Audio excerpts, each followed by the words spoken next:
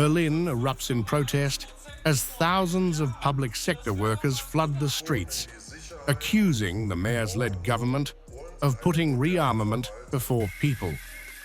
The demonstration targets proposed cuts to social infrastructure, with protesters warning that Germany's defense-first budget is hollowing out the very systems that keep the capital running.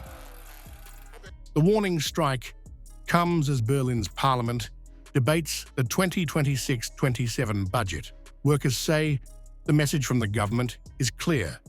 There is money for weapons, but not for education, culture, childcare, or public administration. Protesters frame the cuts not as economic necessity, but as a political choice under Chancellor Friedrich Merz. I consider the budget decisions that are supposed to be made now, or the way they are currently planned, to be unjust, because they take away a certain basic livelihood from people. I think it's a weak signal to cut spending in areas where the city should actually be functioning well.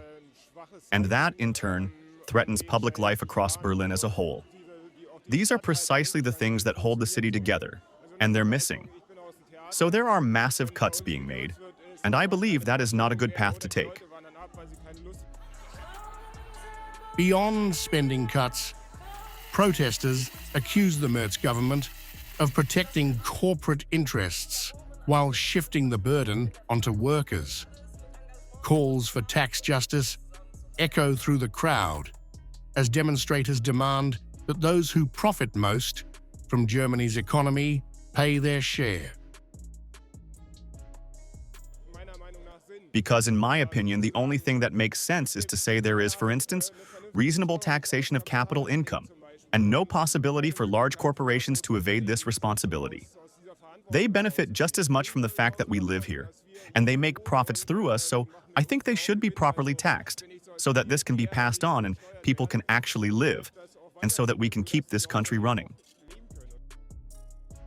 Others point directly to Germany's rearmament drive, arguing that claims of empty coffers collapse when defense spending is on the table. It's always made to seem as if there's no money at all. But what we see is that when there is political will, there clearly is money. You just have to look at all these armament plans or whatever else. That means you shouldn't only look at the spending side, but also at the revenue side, include wealthier people, and generally take a close look at the tax system. Trade unions say the protests mark only the beginning. They warn that unless priorities change, strikes will escalate, exposing growing internal resistance to Merz's military turn and raising questions about social stability at home.